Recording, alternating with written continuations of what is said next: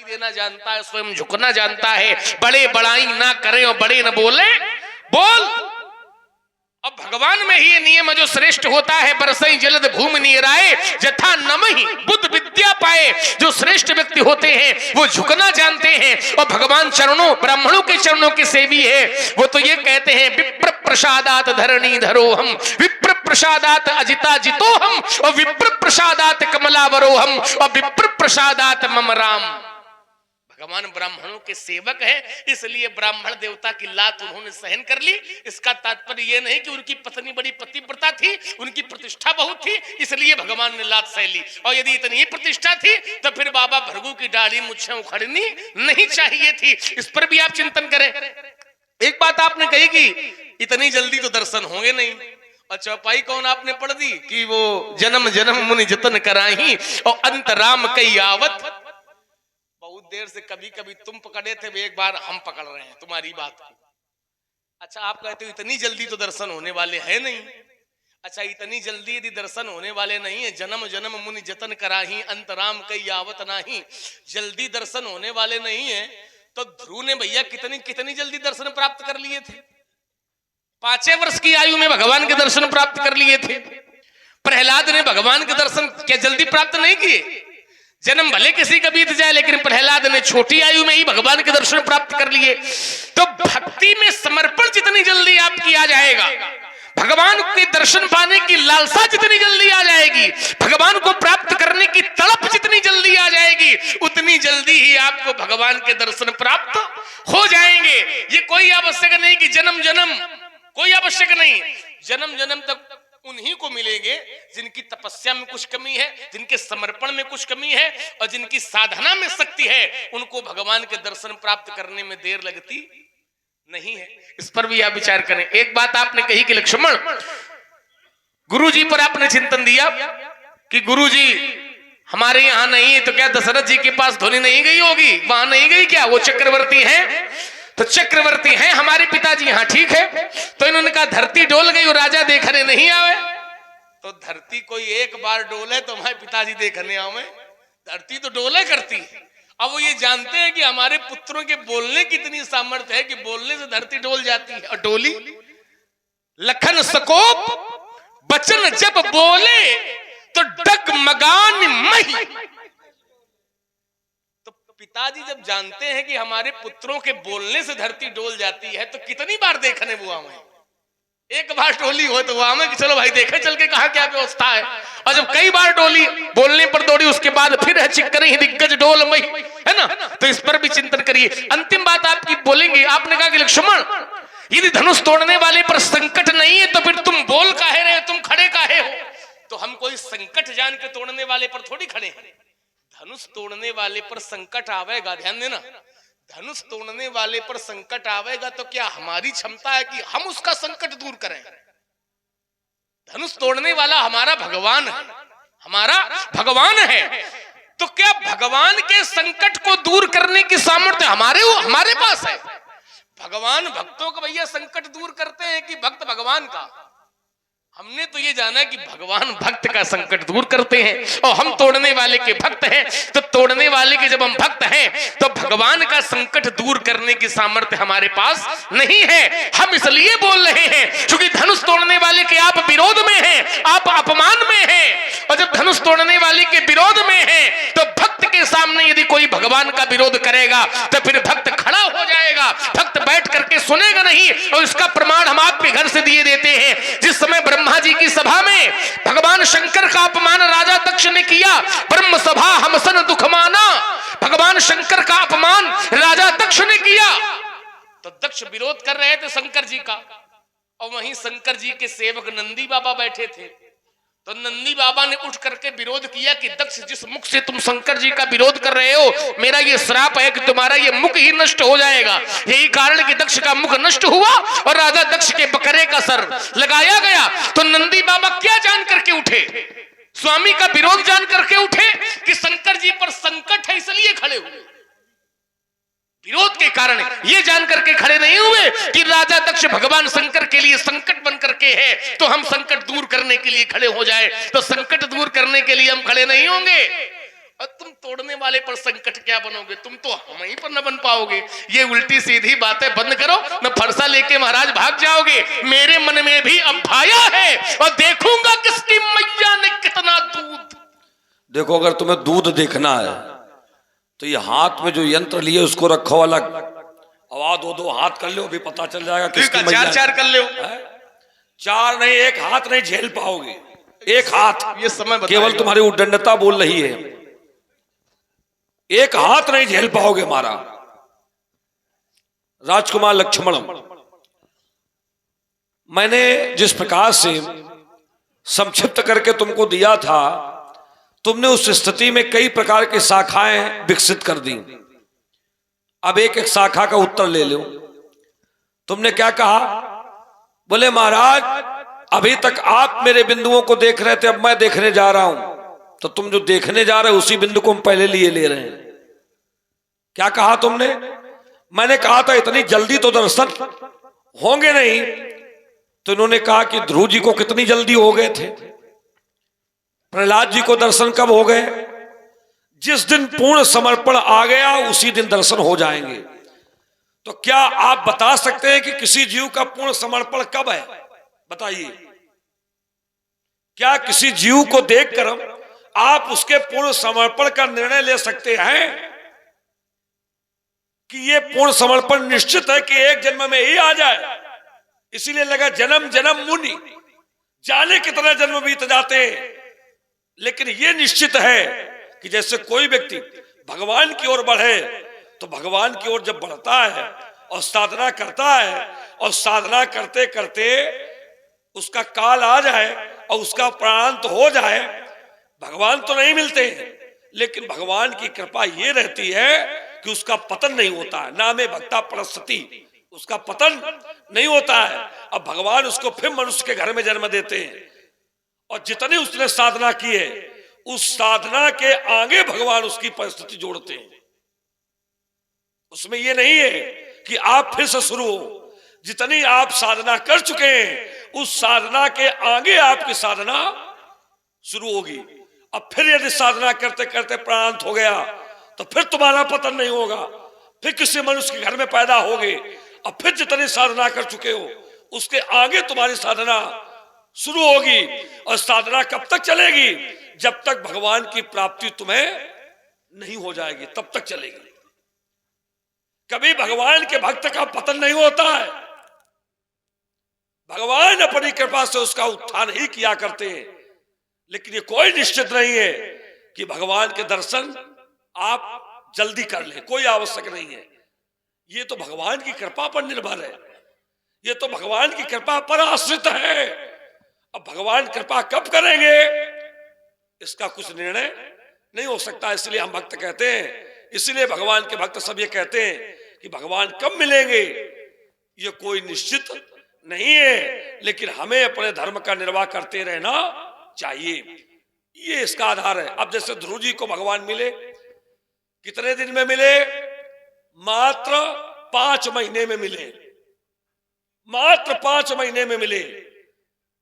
और ध्रुव जी को भगवान मिले, उसका श्री गणेश कहां से हुआ? नारद जी रूपी भगवान पहले ही मिल गए। नारद जी कौन है? ये भी भगवान के अवतार हैं। नारद जी भी भगवान के अवतार हैं। तो भगवान के अवतार नारद जी ने ध्रुव जी के जीवन में ऐसी स्थितियां, ऐसे मंत्र दिए, ऐसी मंत्र दी, ऐसी साधना बताई कि उसका अनुकरण करके फिर भी ध्रुव जी को 5 महीने का समय लग गया। ऐसा नहीं कि तुरंत मिल गए हो, फिर भी 5 महीने का समय लगा। माने भगवान के अवतार, भगवान इज से गुरु मंत्र दे। नारद जी कौन है? भगवान। भगवान के 24 अवतारों में नारद जी का नाम है। भगवान इज से गुरु मंत्र दे रहे हैं। अब फिर भी उसको 5 महीने तपस्या करने के लिए लगा। एक बालक होकर के साधना कैसे की है? उठा करके देखो, 3-3 दिन का समय जाता था तो कैथा और बेर खाता था, और उसके बाद फिर विराम। अगला जब महीना आया तो फिर जानते हो 6-6 दिन के अंतराल में कैथा पेड़ भी बंद, केवल सूखे पत्ते खाता था। उसके बाद जब तीसरा महीना आया तो सूखे पत्ते भी बंद,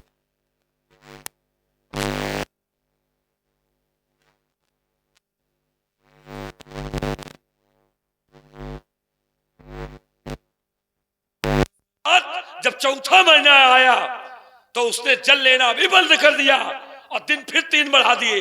अब हो गए 12 दिन। 12 दिन के अंतराल में केवल सांस लेता था, बस केवल वायु के सहारे रहता था। और उसके बाद जब 5वां महीना आया तो सांस लेना भी बंद कर दिया था उसने। ये थी उसकी साधना। ऐसे भगवान मिले, ऐसे भगवान के दर्शन हो जाएंगे। और तुमने की ऐसी साधना। इसलिए मैंने कहा था कि कोई निश्चित नहीं कि भगवान के दर्शन हो जाए, लेकिन जब भगवान के दर्शन हो जैसे हो तब ये देख लेना कि भगवान के वक्षस्थल पर किसका पद चिन्ह है। बात हमारी ये थी। और उसको तुम अन्यथा लेने का प्रयास कर रहे हो तो पहले उस पर चिंतन करो कि मैंने कहा क्या है, उसकी गंभीरता कितनी गहरी है। अब आइए आगे बिंदुओं पर चिंतन करो। आगे तुमने कहा बोले भृगु जी की दाढ़ी क्यों उखाड़ी गई? कहा बताएं भृगु जी की दाढ़ी क्यों उखाड़ी गई? बोलेगा सती में इतना सतीत्व था। देखो सती में सतीत्व था, इसमें कोई संशय नहीं है। और भृगु जी की दाढ़ी उखाड़ी गई, इसमें भी कोई संशय नहीं है। क्यों उखाड़ी गई? क्योंकि वहां भी एक सती का सतीत्व ही था। भृगु जी की यदि दाढ़ी उखाड़ी गई और दक्ष का शीश काटा गया, भग ऋषि के नेत्र फोड़े गए, पूखा ऋषि के दांत तोड़े गए, तो सब क्यों हुआ? कारण क्या था? एक सती का सतीत्व ही था। माता सती ने अपने प्राणों का त्याग कर दिया था। और यह समाचार जब शंकर जी को मिला तब शंकर जी ने वीरभद्र को भेजा और वीरभद्र ने आकर के सबको दंडित किया है। तो सब कब मारे गए, कब दंडित किए गए? जब एक सती ने अपने प्राणों का त्याग किया था। तो बात हमारी वहां भी जुड़ी है कि वहां भी सतीत्व ही है। और अंतर क्या है? संसार की सतियां जिनके सतीत्व के बल पर सती धर्म का निर्वाह अपने जीवन में अपनाती हैं, वो महाभवानी, महाआद्याशक्ति भगवान शिव की पराभक्ति परम्बा माता सती ने अपने प्राणों का त्याग कर दिया था। इसलिए सब ये दंडित किए गए। तो ऐसा नहीं कि वहां किसी स्त्री का सतीत्व नहीं था, वहां भी सतीत्व ही था, इसलिए दंडित किए गए। और सती जी के सतीत्व के सम्मुख भृगु पत्नी ख्याति का सतीत्व प्रबल नहीं था। और यही कारण रहा कि वहां पर भृगु जी के साथ ऐसा हुआ। तो राजकुमार ऐसा नहीं, बात हमारी फिर उसी जगह टिकी है।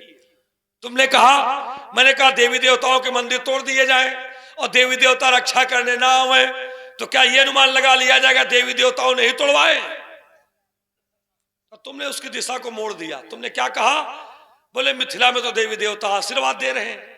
बात हमारी ये नहीं है दे रहे हैं कि नहीं दे रहे हैं, उस पर तो चिंतन अलग होगा।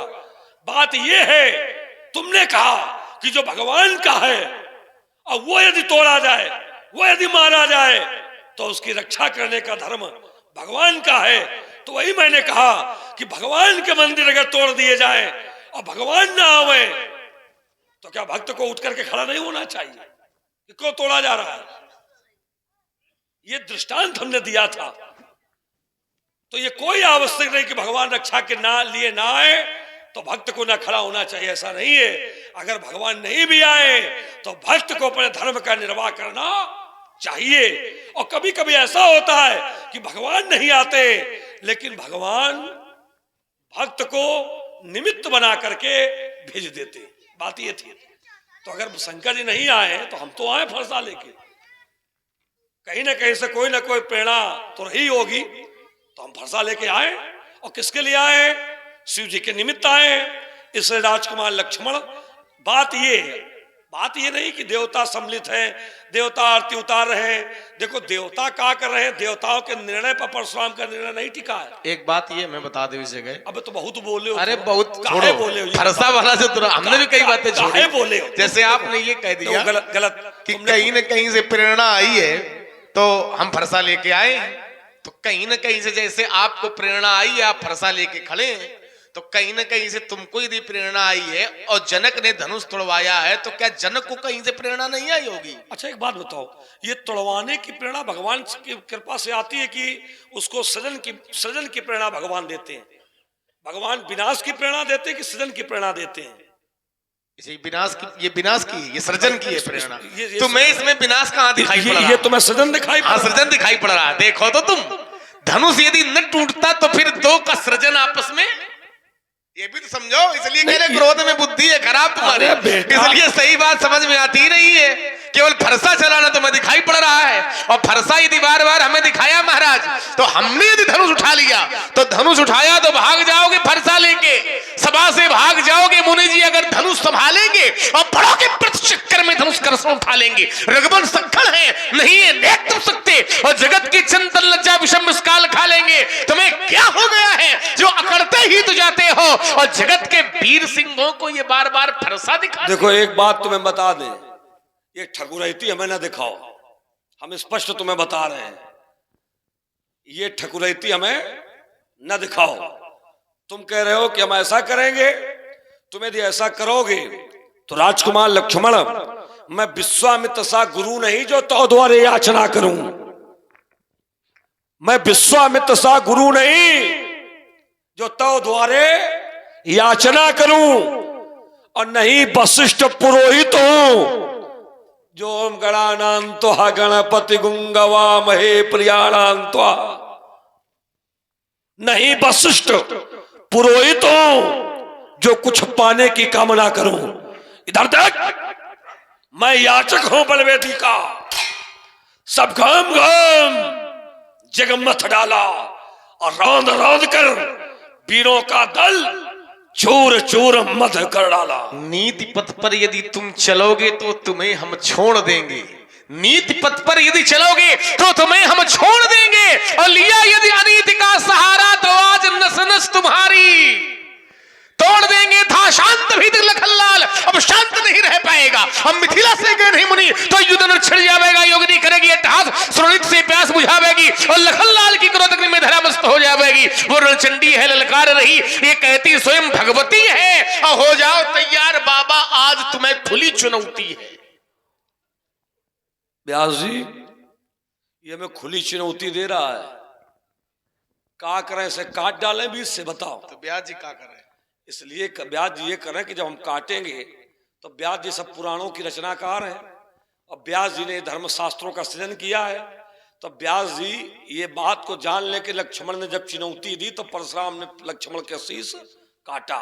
ये व्यास जी अंकित कर देंगे तो अब इस संसार में कोई परशुराम को दोष नहीं देगा। इसलिए व्यास जी को हम संकेत कर रहे हैं, उल्टी टेढ़ी बातें कहकर तुम क्यों दुर्दशा कराओगे, और ज्यादा इठोगे लखनलाल तो धूल चाटते जाओगे।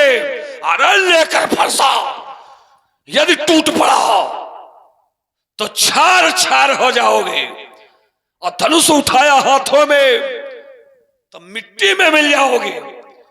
और एक युद्ध बेटा हम और जानते हैं, वो कौन वाला? न फरसे का काम, कुश्ती लड़ते रहेगा, और न धनुष का। 7 प्रकार के युद्धों में वो भी है। अब हाथ पर ज्यादा फड़क रहे हो तो आओ।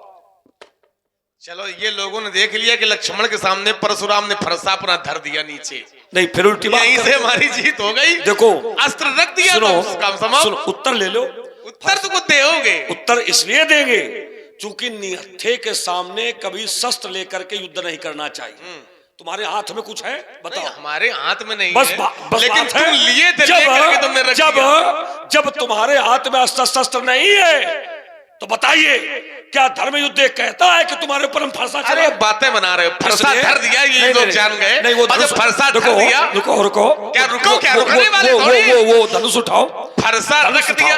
अरे भाई फरसा हमने क्यों रखा है, विषय हमारा है। धनुष तब उठामा जब धनुष तुम अपना उठाओ, तुम भी धनुष उठाओ, हम भी अपना। ये कोई नियम नहीं है, ये ना ये तुम्हारी भूल है। नियम देखो नियम ये है कि अस्त्र शस्त्र कोई भी हो हाथ में होना चाहिए, और यदि अस्त्र शस्त्र नहीं है, कोई निहत्था है, तो किसी को भी अस्त्र शस्त्र प्रहार नहीं करना चाहिए। नियम ये है। हमारे पास, अब सुनो हो थोड़ी, तुम्हारे पास अगर तलवार है और हमारे पास धनुष है तो क्या युद्ध नहीं होगा क्या?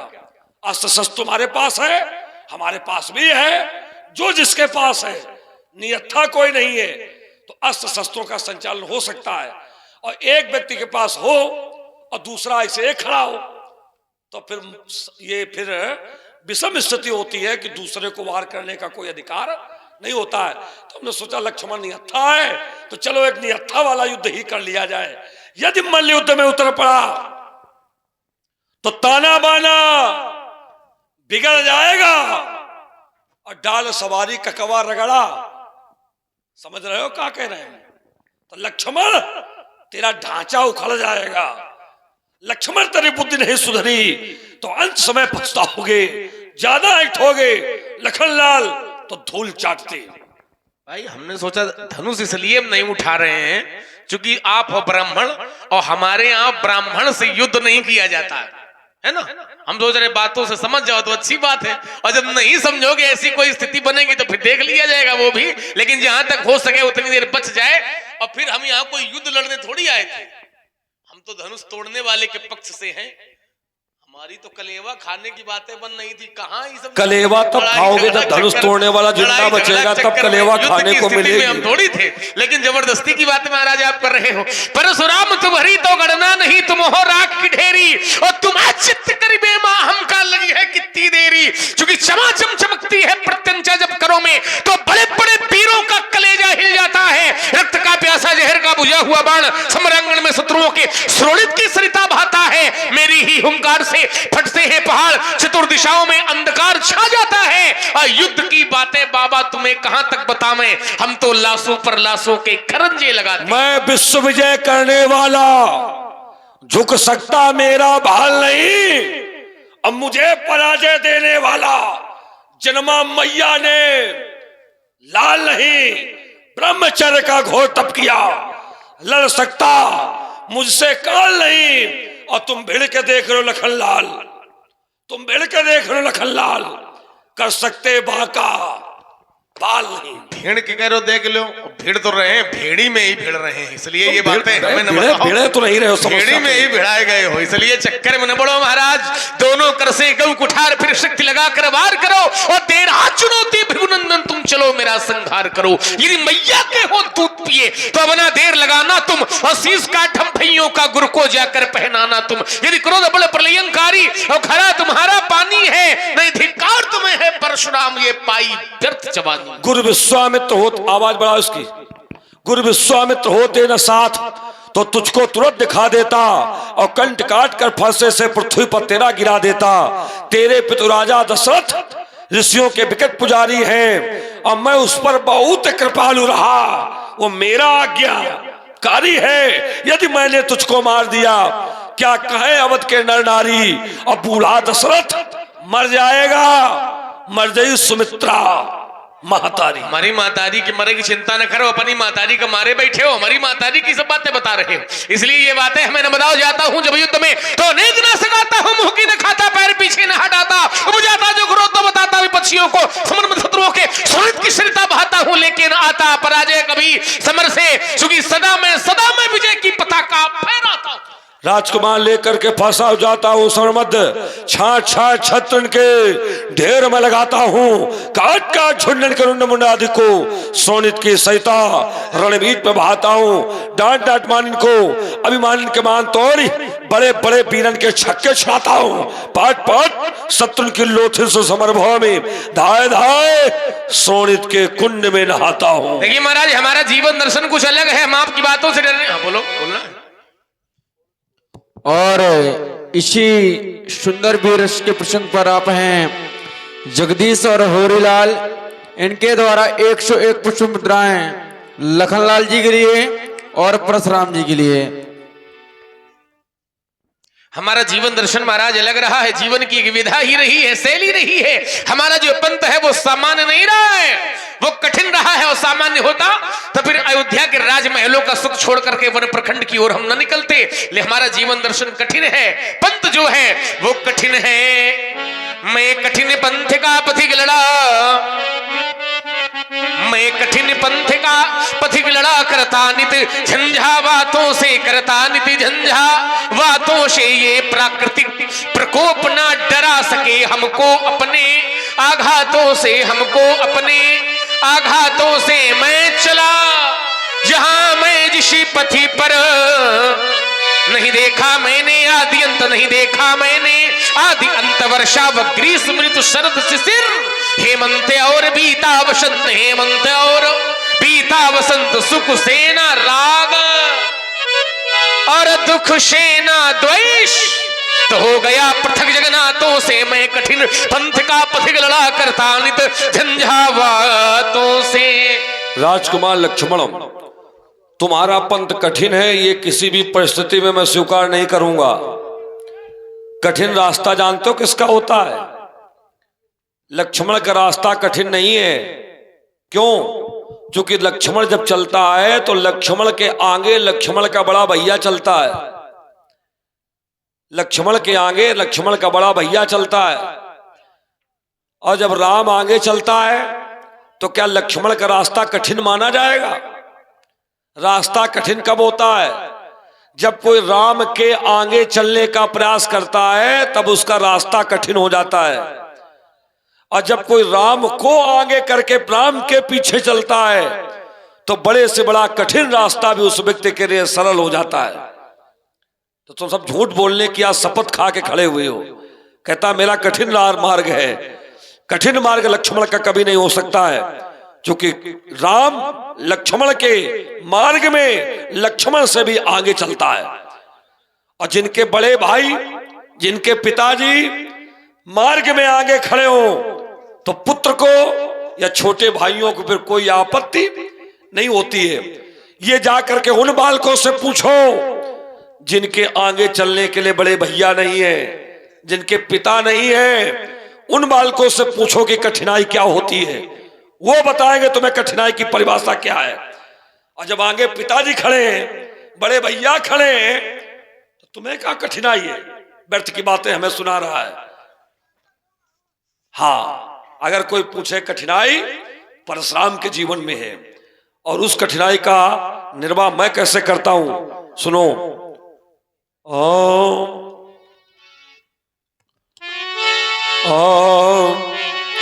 ये अपने पद प्रहार से मैं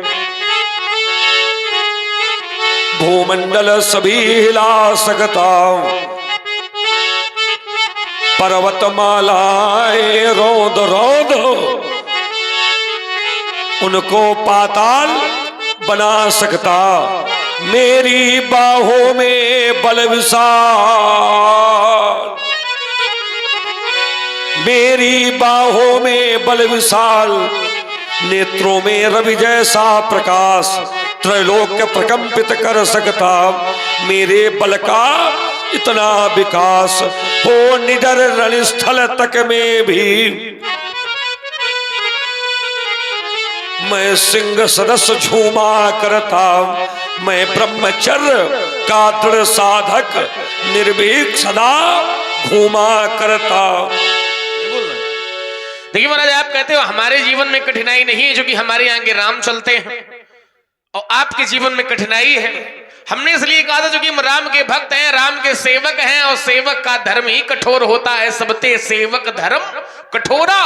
और रही बात आपकी कठिनाई, अच्छा यदि हम राम हमसे आगे चलते हैं तो ऐसे तो भगवान शंकर की भी कृपा का हस्त सदैव आपके ऊपर रहता है।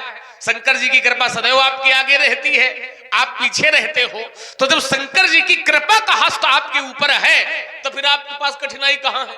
हमने तो ये जाना है, जिम हरि शरण एको बाधा और सुखी मीन जे नीर। जो भगवान की छत्र छाया में है उसके पास कोई कठिनाई नहीं है। और या तो ये आप कहो कि नहीं शंकर जी की कृपा हमारे ऊपर नहीं है, या तो ये कहो कि शंकर जी की छत्र छाया में हम नहीं है, तब तो हम मान ले कि आपके जीवन में कठिनाई। लेकिन ऐसे मानने वाले हम नहीं है, इसलिए आपका जो पथ है आप उसी पथ पर बढ़ते चले। तो तुम उसी पंथ पर बढ़े चलो, तुम उसी पंथ पर बढ़े चलो जिस पर चलते जनसाधारण, जिस पर चलते जनसाधारण। यह दुर्गम पथ क्यों अपनाया इसका मुनि पूछूं मैं कारण, इसका मुनि पूछूं मैं कारण। यह तेरा है और यह मेरा है, संसार संसार में यही लड़ाई होती है कि ये मेरा है, ये तेरा है, ये अपना है, ये पराया है, यही तो माया है। मैं और मोर तोड़ते माया, इस माया को जब दूर करोगे तब मायापति के दर्शन प्राप्त होंगे। यह मेरा है, यह तेरा है, और इसका कर दोगे जब विनाश तो पथिक अकेले ही पथ पर बढ़ते रहने की प्रबल आस। अज्ञात लक्ष्य और अज्ञाती पंथ, तुम मिलो पथिक अज्ञातों से, मैं कठिन पंथ का पथिक लड़ा करता नित झंझावातों से। देखो, कृपा की अगर बात करो तो कृपा संसार में ऐसा कौन है जिस पर भगवान की नहीं है? क्या संसार में कोई ऐसा व्यक्ति है जो ये कह सके हमारे ऊपर भगवान की कृपा नहीं है? भगवान कहते हैं अखिल विश्व ये मोर उपाया और सब पर मोरी बराबरी दाया। भगवान की सब पर कृपा है। और नहीं बताओ, ये सूर्य भगवान जब उदय होते हैं तो क्या धनवान को ज्यादा प्रकाश देते हैं? निर्धन को क्या कम प्रकाश देते हैं? सूर्य भगवान उदय होते हैं तो चाहे निर्धन हो और चाहे धनवान हो, प्रकाश सबको बराबर ही देते हैं। वायु चलती है तो चाहे निर्धन हो और चाहे धनवान हो, वायु सबको बराबर प्राप्त होती है। जल है, जल देव जब कृपा हो, जल की कृपा जब होती है, भगवान की कृपा जब होती है तो जल सबको एक गांव में बराबर ही मिलता है। ऐसा नहीं कि धनवान ज्यादा पी जाए और निर्धन को जल ना मिले, ऐसा नहीं होता है। तो जैसे सूर्य का प्रकाश है, आग है, जल है, वायु है, ये सब भगवान की कृपा से ही चल रहा है संसार में। और जो भगवान की कृपा से चल रहा है सब उसके बराबर उपभोक्ता है। वहां धन होना न होना, गुणवत्ता होना न होना, नहीं जरा बताओ, वायु चलती है तो क्या पापी को कम मिलती है, पुण्यात्मा को ज्यादा मिलती है? अरे पापी हो चाहे पुण्यात्मा हो, तो ये भगवान की कृपा है, ये सब पर है। पर राजकुमार, राम तुम्हारे आगे चलते हैं और शंकर जी हमारे आगे चलते नहीं है। अंतर इतना है। कृपा की बात करो तो संसार में कोई ऐसा प्राणी नहीं जिस पर भगवान की कृपा ना हो। हमारे ऊपर भी है, तुम्हारे ऊपर भी है, संसार के हर एक प्राणी पर है। लेकिन अंतर इतना है कि तुम्हारे आगे राम, तुम्हारे बड़े भाई चलते हैं और हमारे आगे शंकर जी चलते नहीं है। इतना अंतर है। और नहीं, मानस में जाने कितनी अर्धालियां हैं जो बताते हैं कि लक्ष्मण के आगे राम है, लेकिन तुम कहीं से सिद्ध कर देना कि परशुराम के आगे शंकर जी चल रहे हैं, ऐसा कोई प्रमाण नहीं है। हाँ, कृपा हमारे ऊपर भी है और कृपा तुम्हारे ऊपर भी है। लेकिन यहाँ चलने की बात है ना, तो चलने के परिप्रेक्ष्य में राम के, लक्ष्मण के आगे राम है, लेकिन परशुराम के आगे शंकर जी नहीं है। तुमने कहा दुर्गम पथ आपने क्यों अपनाया है, इसका कारण क्या है? तो मैं इसका तुम्हें कारण बताता हूं, सुनो।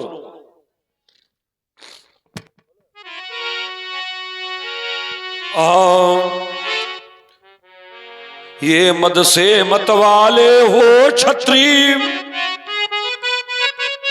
जब धर्म कर्म थे भूल गए, और शासन सत्ता में हो मदांध, अपने मन में थे फूल गए। धरणी पर अनाचार इतना क्षत्रिय राजा फैलाए थे, सब प्रजा वर्ग को लूट लूट जग में आतंक मचाए थे। होकर राजा तज धर्म नीति, करते थे अपनी मनमानी। है मेरे इस वीर वेश की वसुधा तल पर अमर कहानी। ले परसु सहस बाबू को सबसे पहले संहार दिया, अक्षौणी सेनाएं उसकी इस परसुधार से काट दिया। फिर घूम घूम धरणी तल के राजों को सबक सिखाया था, और जो मिला जहां पर समरमथ फरसे से मार गिराया था। इस तरह अकेले मैंने ही रोकी थी उनकी मनमानी। है मेरे इस वीर वेश की वसुधा तल पर अमर कहानी। देखिए महाराज, आपने कहा कि भगवान की कृपा तो सब पर है, तो सब पर कृपा भगवान की है, तो आपने अर्धाली पढ़ी कि सब पर मोहि बराबर दाया और अखिल विश्व यह मोर उपाया। आप कहते कृपा सब पर है और अर्धाली दया की पढ़ रहे हो, इसमें क्या है? सब पर मोरी बराबर दाया। भगवान की दया तो सब पर बराबर होती है, लेकिन कृपा सब पर बराबर नहीं होती है। कृपा किसी विशेष व्यक्ति को ही प्राप्त होती है, दया सभी पर है भगवान की बराबर, लेकिन कृपा किसी विशेष पर ही होती है। कृपा कैसे है? तो कहा मन क्रम वचन छाण चतुराई और भजत कृपा करी है। जो मन क्रम वाणी से कपट को त्याग करके भगवान का भजन करेगा उसको कृपा मिलेगी। जो भजन करेगा उसको कृपा मिलेगी, और जो भजन नहीं करेगा मन क्रम वाणी से कपट का त्याग करके उसको कृपा मिलने वाली नहीं है। लेकिन दया उस पर भी है। भगवान ने मनुष्य तो उसको भी बना करके भेजा, अब वो खराब कर्म कर रहा है ना। एक गंगा जल का पान कर रहा है तो ये मान लिया जाएगा कि इस पर कृपा है। अब एक मदिरा का पान कर रहा है तो क्या माना जाएगा कि भगवान की कृपा है? तो ये मदिरा पी रहा है, ये तो नहीं माना जाएगा। कर्म सभी, भजन कर रहा है ये भी कर्म है, तो ये कृपा के अंतर्गत आएगा। और किसी को अनुचित शब्द बोलना, क्या ये भी भगवान की कृपा? वो ये उत्तर करेगा कि हम खराब बोल रहे हैं तो भगवान की कृपा है तो हम बोल रहे हैं, ये थोड़ी करेगा। और संत से पूछोगे कि संत महाराज बढ़िया प्रवचन सुनाए, और कोई पूछे महाराज बहुत अच्छा लगा, तो संत महाराज क्या कहेंगे? सब भगवान की कृपा है। और कोई